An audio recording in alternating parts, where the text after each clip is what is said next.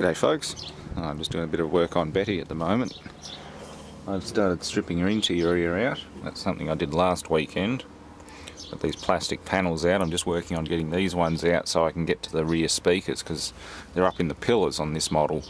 The 5-door, they're back down here, which doesn't exist on this one because it's a short wheelbase. So there's not as much space to install them. I'll have to look at what I've got in the way of options, but should be pretty good. I mean, I've already stripped most of the interior, so I might as well even pull the seats and the centre console out and hit the carpet with the gurney. Give it a good wash down, let it dry. We've got a couple of days of really good weather. It is wonderful out here at the moment. So yeah, I'm out here in the shop and having a bit of fun. What else have we got?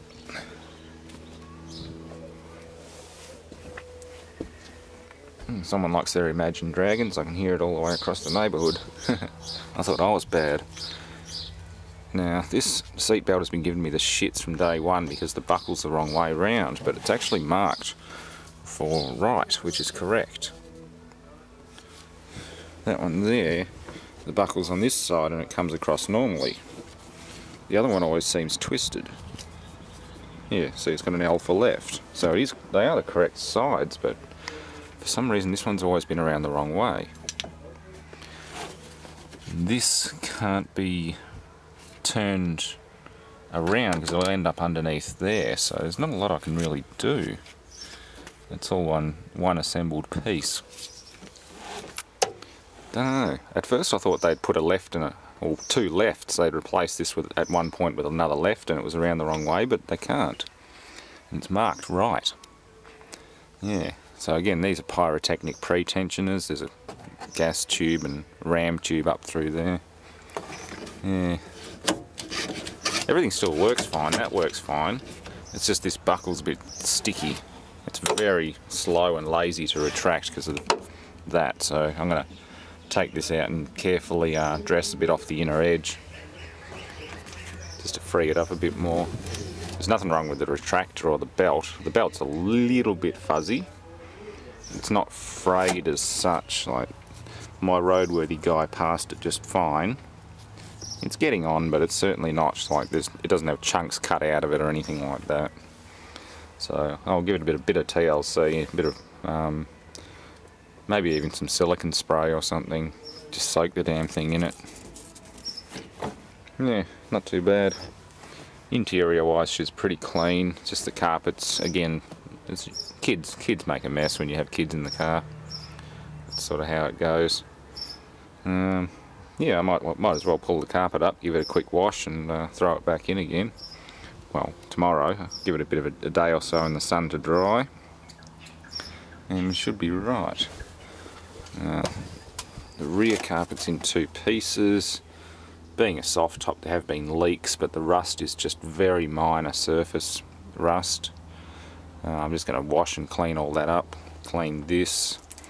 Maybe replace the underlay that's on it because it's kind of nasty. That's actually a Jag Series 2 rear floor mat or Series 1 rear floor mat. I'll just throw that in as an extra cover. But no, she's pretty good. And I've got an amplifier to bolt in here. I might put it over this side or even back here. Where do the seats come back to? That's what I've got to consider. The seats come back. Seats come back pretty far. Yeah, placing an amplifier in here could be tricky. I've got 2 amps now. I bought a brand new Fusion one for 75 bucks on special, so I can try that out, even though it's a cheapy one. Yeah, I'm just waiting on a couple of high level to low level converters to come in. There's sunroof drains. They're all clear. I've done all that. They're rear drains. There's 2 at the front as well. Yeah. I might as well pop the top back as well. I've got to take the windows out first.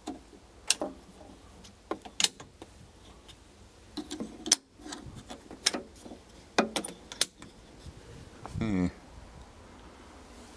Top's still in good nick, which is a surprise. A lot of them have completely had it, and it's about $2.5 grand to get a new one, which isn't really worth it.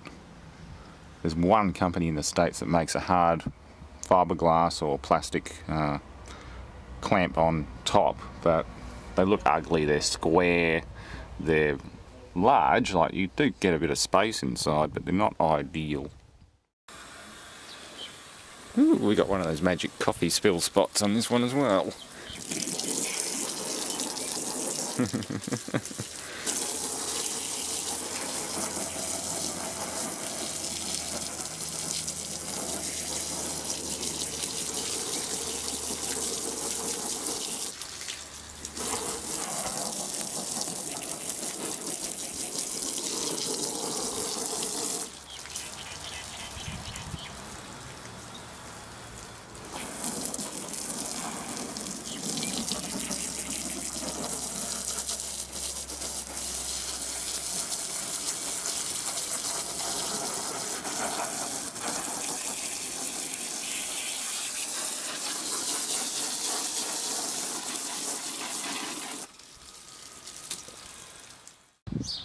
Okay, well everything's pretty clean now. Cleaned the floor pan, all vacuuming's done. Carpet's drying on the rack over there, which is kind of handy. Yeah. Might get some extra grease into the gear change mechanism, that's about it. I mean, it still works fine, it's just the synchros in the box are a little bit worn. That's about it. That there, that goes back to, looks like it goes back to the pre-tensioners. Huh. I wonder if they're even connected at all. Actually no, they're not electronic ones, they are they're for electronic ones, these are inertia. There is no connector on them. Yeah, that goes up into the roof, probably for the light, but these are inertia operated.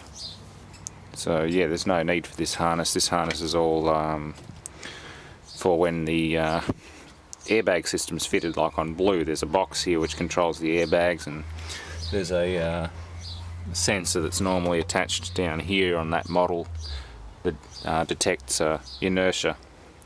So yeah, that's all irrelevant. Yeah, pretty good. Everything's fairly clean enough anyway. I think I'll start running some speaker cable in.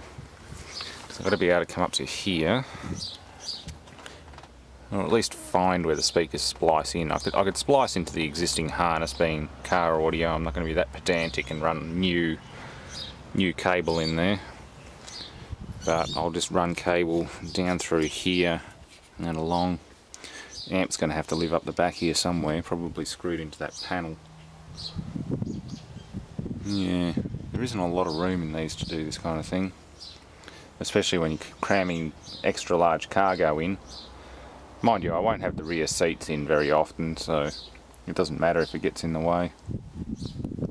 Might even put it in that cubby hole over there if I can fit it in there. Cut the bottom out of it. Interesting, I'll find a place for it. Alright, well I've done a bit of poking around and research, and well, the best place to put this amp is going to be under one of the front seats. The one that has the biggest cutout in the carpet is the front driver's side, where the jack normally goes, but I can put that under here, or actually probably in the storage compartment back there. I'll keep all the tools and things back there, so I'll modify that bracket and put a timber panel over the top of it and screw the amp down to that, so it can live under the driver's seat. I'm not going to use the new amp at the moment. New amp can be tested and used on Blue RAV, but for now Betty can have the Proton amplifier, which is a much better old school 1980s amplifier, Taiwanese made, pretty decent quality. A lot better than the new one that I bought. And I'm just running the main DC in. There's a cable gland drilled into the firewall there. It's just near the condensate drain. It was the clearest spot that I could get. I couldn't run cables up past the loom. It's all taped and bound together too tight. So without pulling everything apart and making a mess, I just made a new hole.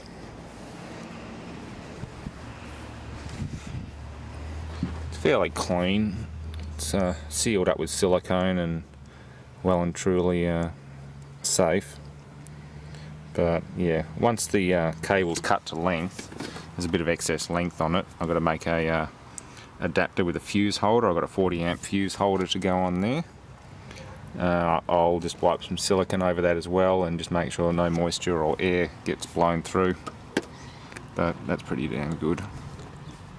But no, I couldn't find anywhere else that's even remotely accessible to put a cable through, so I made a new hole. Even on the other side, I was going to come through the driver's side, but there's even more equipment with all the pedals and cables and other stuff through there. So this is the easiest and safest way.